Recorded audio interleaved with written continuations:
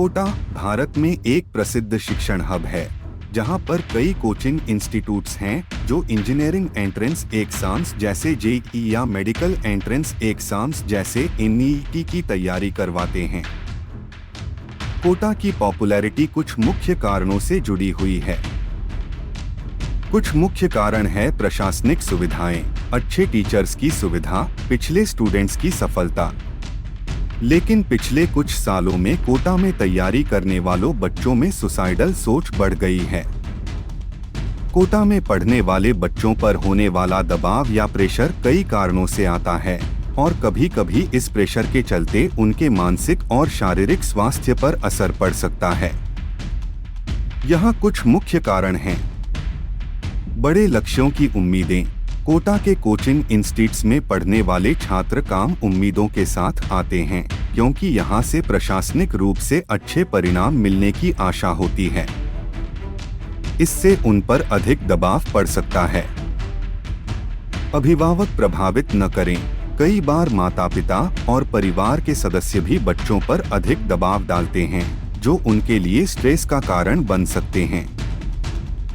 यह घर के अंदर का माहौल बच्चों के लिए महत्वपूर्ण हो सकता है। लंबा और इंटेंसिव पढ़ने का समय। कोटा में कोचिंग लेने वाले छात्रों को लंबा और इंटेंसिव पढ़ने का समय मिलता है। इससे उनका समय और ध्यान सिर्फ पढ़ाई पर ही केंद्रित होता है, जो उनके लिए स्थिति सुधारने के लिए स्ट्रेस का कारण हो सकता है। आत्मसमीक्षा और आत्ममूल्य। अगर किसी छात्र को लगता है कि वह अपनी उम्मीदों पर खरा उतर नहीं पा रहा है, तो वह अपने आप को कामयाब महसूस नहीं करता है। इससे उनका आत्ममूल्य कम हो सकता है और उनका मानसिक स्वास्थ्य प्रभावित हो सकता है। पीर प्रेशर। कोटा में पढ़ने वाले बच्चों के बीच में भी पीर प्रेशर होता है।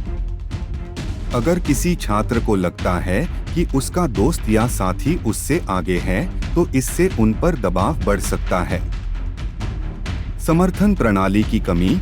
कई बार छात्रों को उनके मानसिक स्वास्थ्य के लिए आवश्यक सहायता और समर्थन नहीं मिल पाता, जो उनके लिए मुश्किल हो सकता है। इन सभी कारणों के चलते कई बार छात्रों को डिप्रेशन, एंजाइटी और स्ट्रेस जैसी समस्याओं का सामना करना पड़ता है और उनमें से कुछ लोग ऐसी निराशा में आकर अपनी जिंदगी को खतरे में डाल लेते हैं। कोटा जैसे स्थलों में बच्चों पर होने वाले प्रभाव को कम करने के लिए कुछ कदम उठाए जा सकते हैं। समझदार बने। बच्चों के स्ट्रेस और प्रेशर को समझने का प्रयास करें। उनकी भावनाओं और चिंताओं को सुनें, ताकि आप उनका समर्थन कर सकें। संबंध बनाएं। अपने बच्चों के साथ अच्छे संबंध बनाएं। नियमित रूप से उनसे बात करें और उनकी समस्याओं को सुनें। साथी होना। बच्चों को लगता है कि उनका समर्थन कोई है, तो उनका स्ट्रेस कम होता है। उन्हें यह महसूस दिलाएं कि आप उनके साथ हैं। पढ़ाई का समय प्रबंधन। बच्चों को अच्छे पढ़ाई का समय प्रबंधन सिखाएं। ओवरबर्डन न होने दें और उनको धीरे धीरे बढ़ने का मौका दें। प्रशासनिक सुविधाएं। बच्चों को प्रशासनिक सुविधाओं की व्यवस्था करें, जैसे कि अच्छे खाने पीने की व्यवस्था, आराम और समय की व्यवस्था।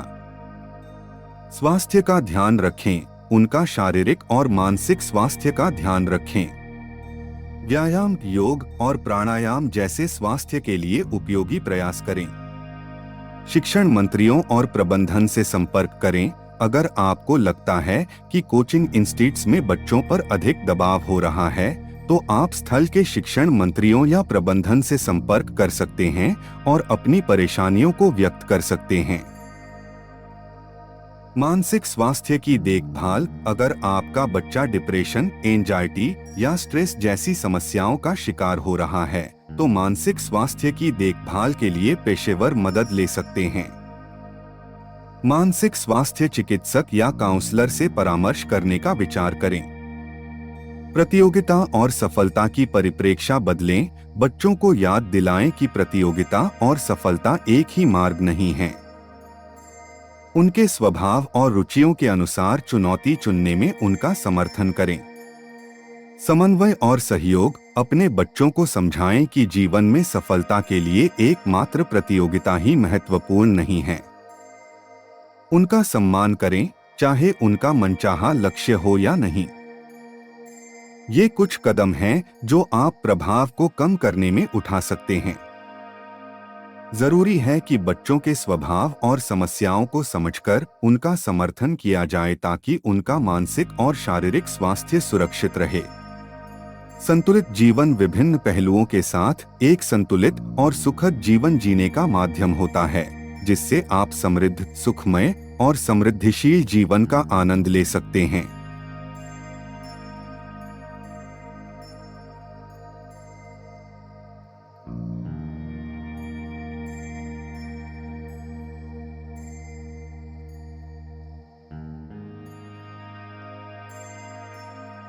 धन्यवाद।